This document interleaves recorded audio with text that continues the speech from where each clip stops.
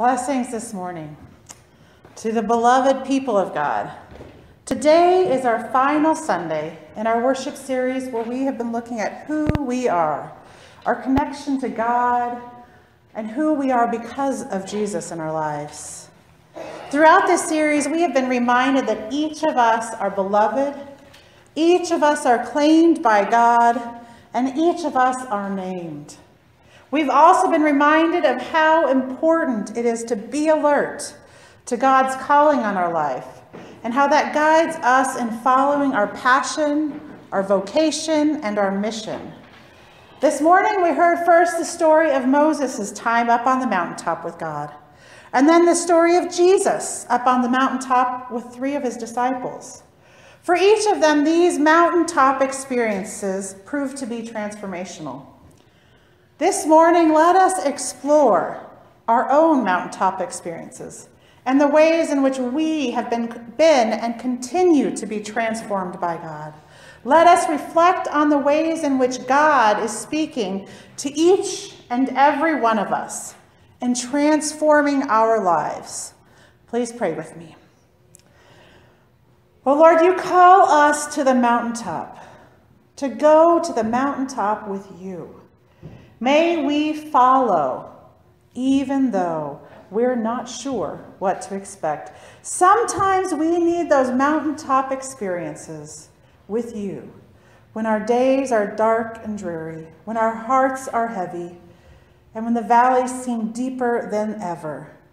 May our mountaintop experiences fill our hearts with your light, with your love, and with your hope.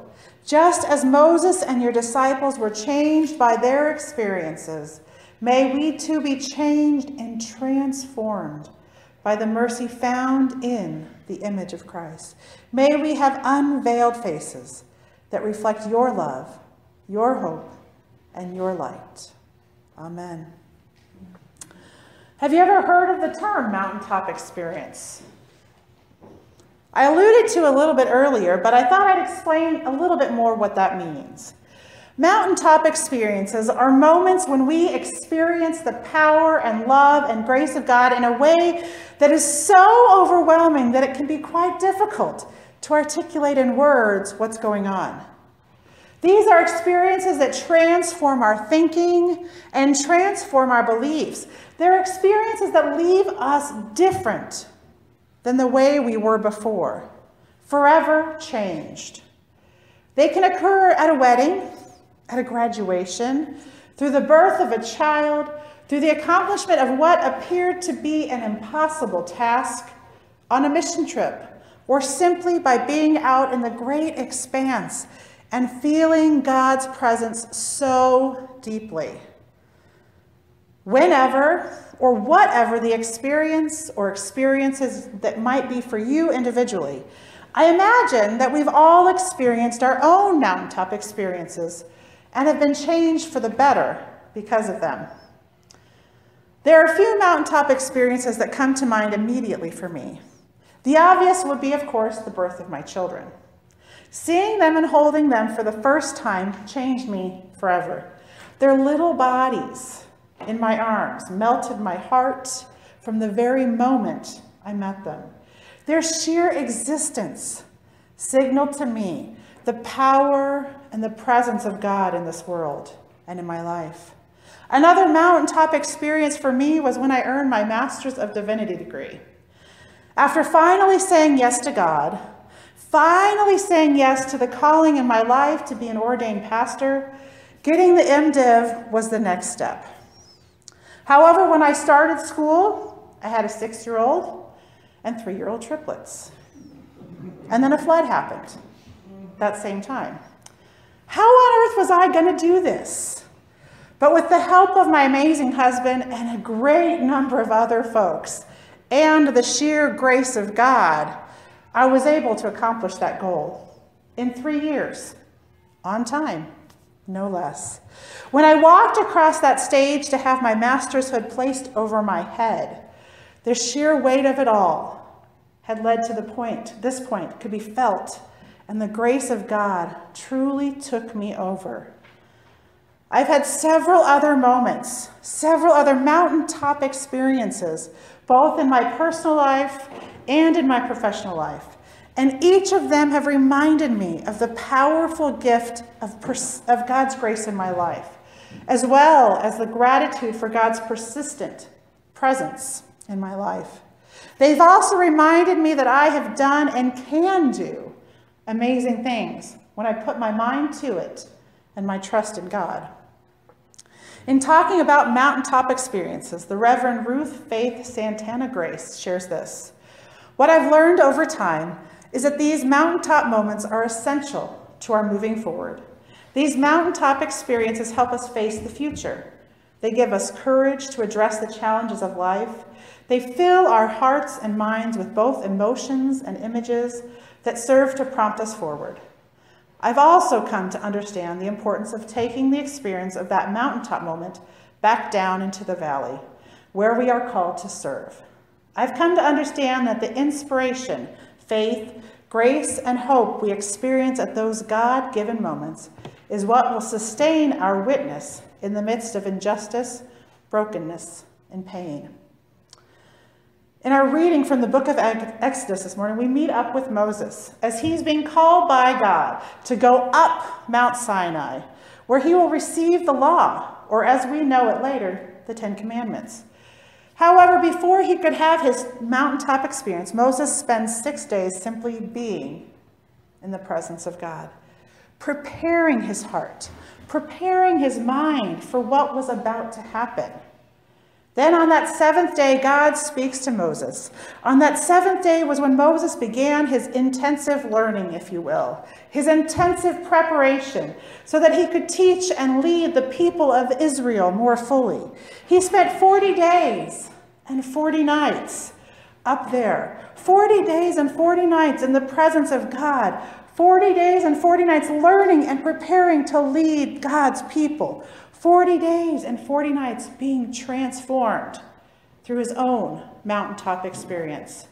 Moses' mountaintop experience changed him forever, and likewise changed the lives of the people of Israel for generations of people, including you and me.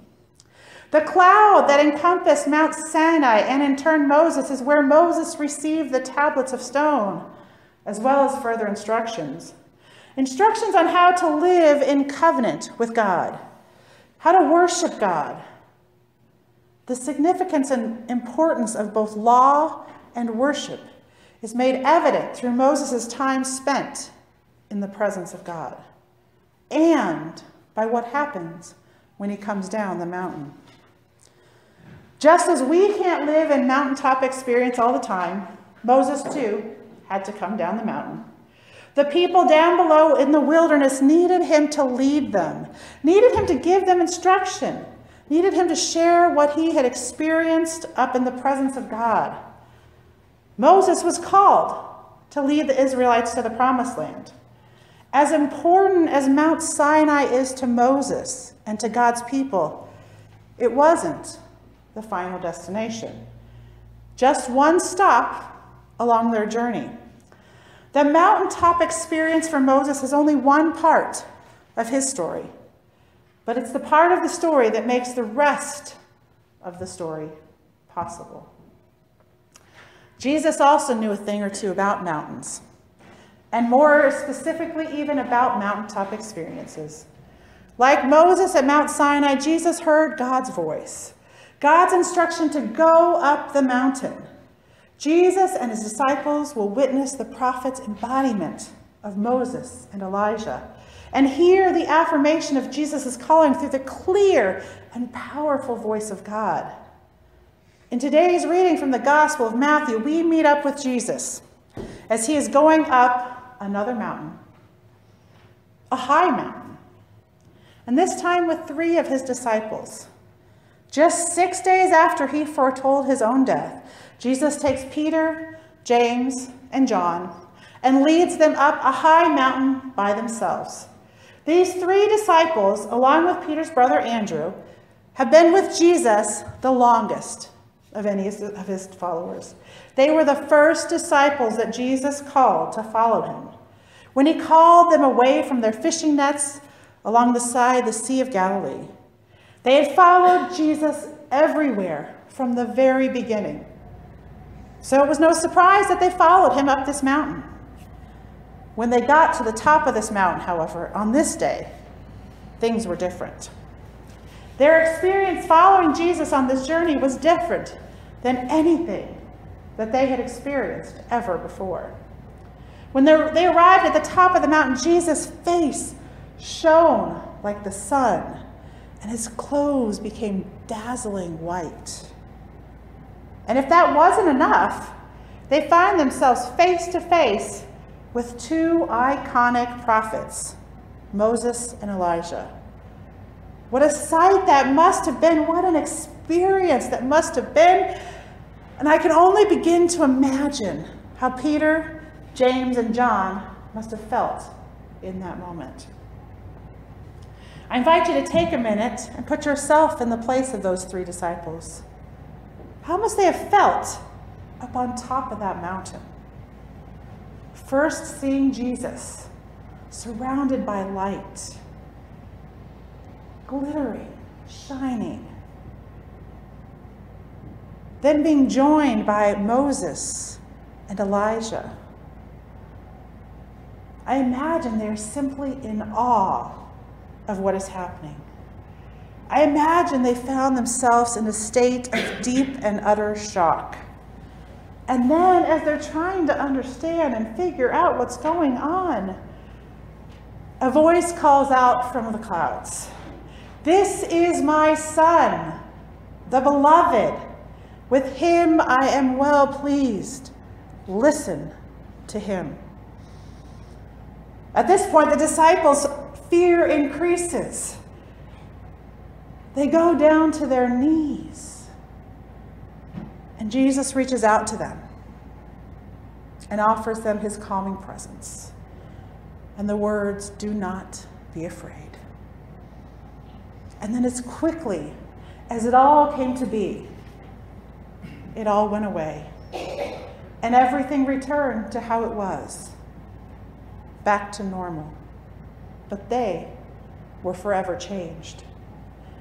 Jesus' encouraging words and touch is a sign of comfort and healing, as well as a reassurance of whatever happens next, it is in God's hands, no matter how frightening or shocking it may be. As we know and will be reminded in the coming weeks, the rest of the story, its fuller meaning includes another mountain. A mountain to which Jesus directs his followers after his resurrection. In that place, in the company of all those gathered there, Jesus' followers will receive the promise